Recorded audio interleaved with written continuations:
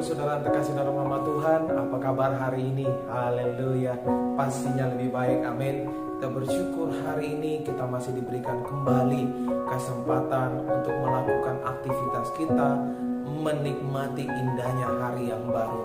Karena ada banyak orang-orang di luar sana yang tidak menikmati hari yang baru ini, Bapak Ibu Saudara. Seharusnya kita bersyukur karena Tuhan masih memberikan kita kehidupan yang baik. Kita bersyukur Tuhan masih memberikan kita nafas yang baik, kesehatan yang baik. Bapak Ibu Saudara yang terkasih dalam nama Tuhan, semua apa yang kita terima, hal-hal yang baik kita terima, semua karena perjuangan Tuhan Yesus untuk kita.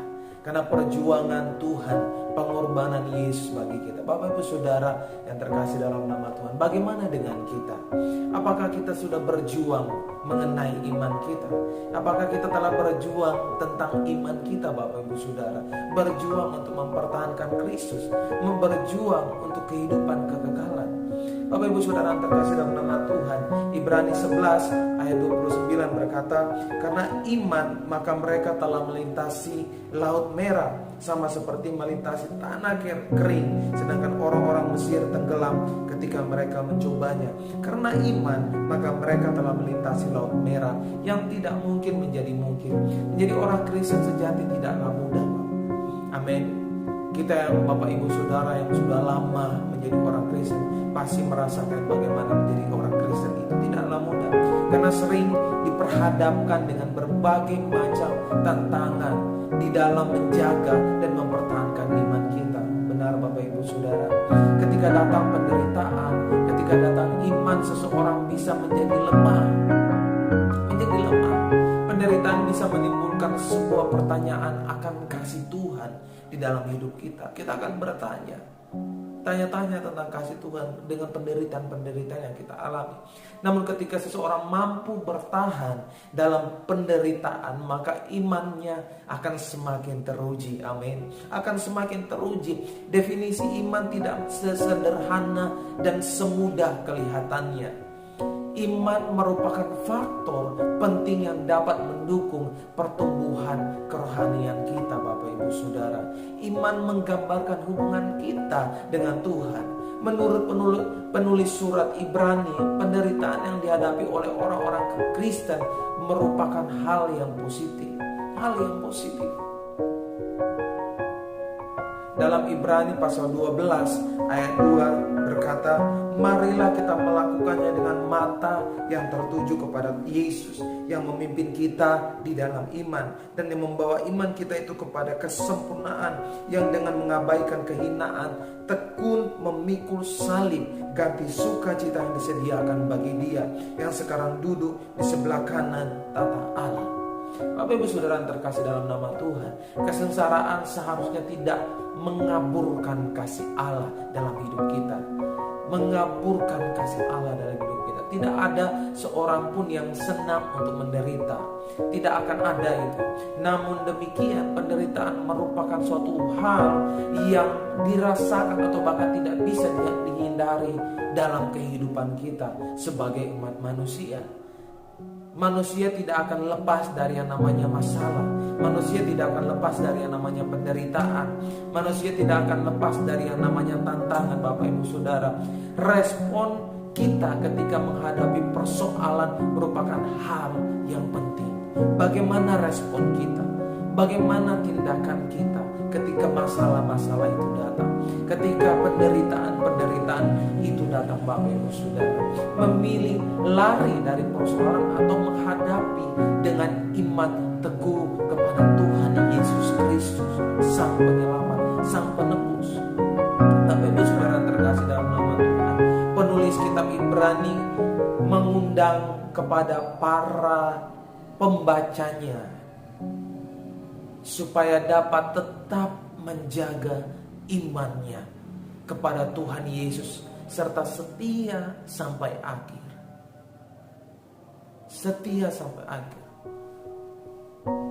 Keyakinan iman kepada Tuhan Allah dalam hidup membuat si Gideon, Barak, Simson, Yefta, bahkan Daud sendiri, Samuel dan para nabi dikenal sebagai teladan orang-orang yang setia.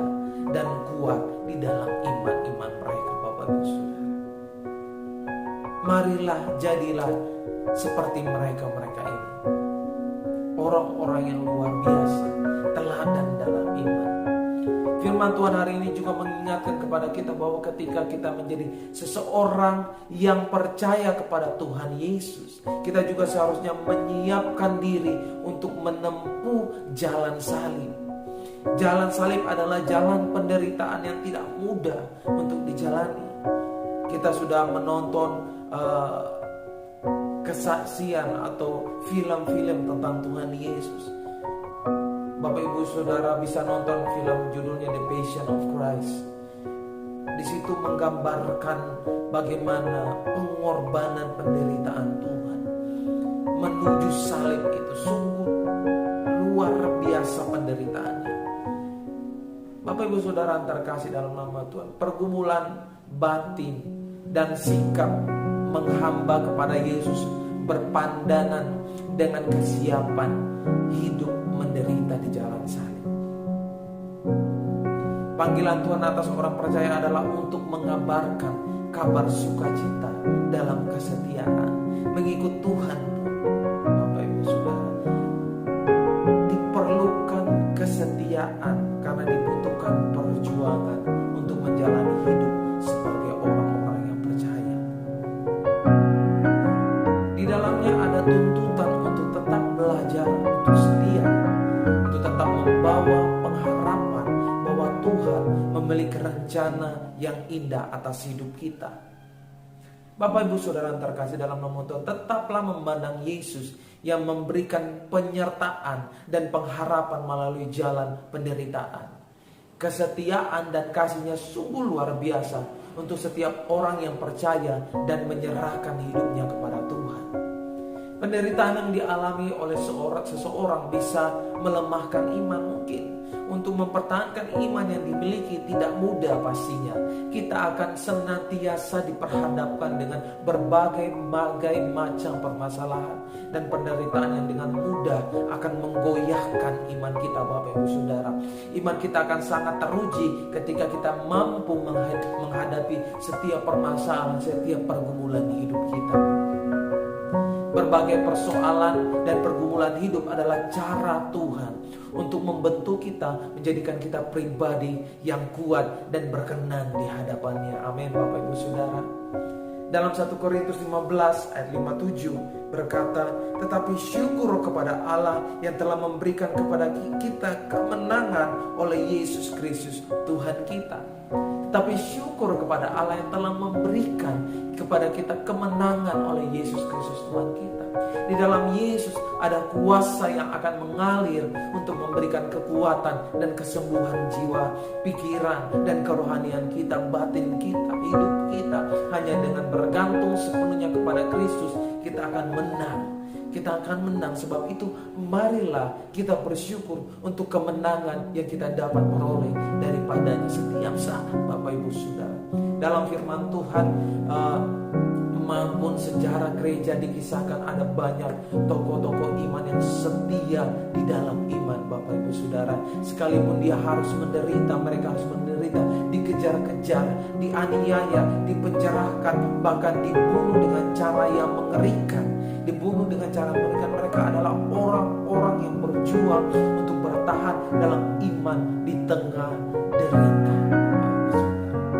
Saat ini penderitaan menjadi orang percaya mungkin dalam bentuk yang berbeda-beda.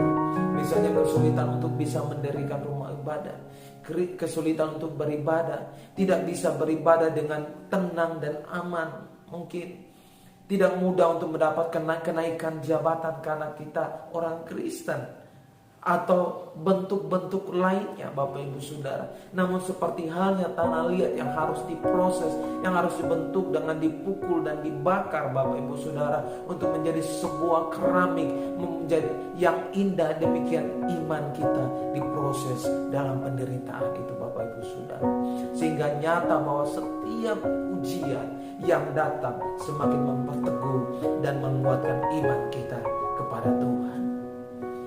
Saya bacakan sekali lagi ayat ini.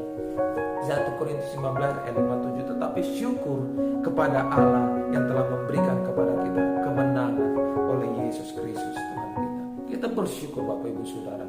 Ada janji Tuhan bahwa Dia akan memberikan kita kemenangan demi kemenangan. Mari kita berdoa. Terima kasih Bapa, kami bersyukur hari ini kami telah mendengarkan kebenaran firman-Mu. Hamba-Mu telah selesai berbicara, dan biarlah setiap kami yang mendengarkan Tuhan, menjadi firman ini menjadi rema, mengingatkan kami bahwa setiap pengorbanan, setiap perjuangan kami, perjuangan iman kami tidak akan sia-sia Tuhan. Berkati setiap anak-anak-Mu yang mendengarkan Tuhan firman kebenaran hari ini. Biarlah mereka mempertahankan iman mereka sampai akhir, memperjuangkan iman mereka akan Kristus Yesus sampai akhir Tuhan. Mampukan mereka, kuatkan dan teguhkan mereka Bapa. Dalam nama Yesus hamba-Mu berdoa dan mengucap syukur. Haleluya. Amin. Tuhan Yesus memberkati. God bless you. Shalom orang-orang yang diberkati Tuhan. Haleluya. Gereja Elim Kristen Indonesia membuka kesempatan bagi kita, membuka donasi bagi setiap kita yang ikut terbeban untuk memberkati orang-orang yang mengalami bencana alam, para korban bencana alam yang ada di NTT. Oleh karena itu kami menyediakan tempat bagi Bapak Ibu Saudara yang mau ikut memberkati bersama-sama dengan kami dengan cara mengirimkan bantuan saudara melalui rekening yang ada di bawah ini. Bapak Ibu Saudara juga bisa menghubungi kami melalui nomor WA yang ada di bawah ini jika Bapak Ibu Saudara sudah mentransfer melalui rekening yang sudah tercantum di bawah ini. Terima kasih Bapak Ibu Saudara atas bantuannya. Mari kita terus memberkati orang-orang yang perlu untuk diberkati. God bless you.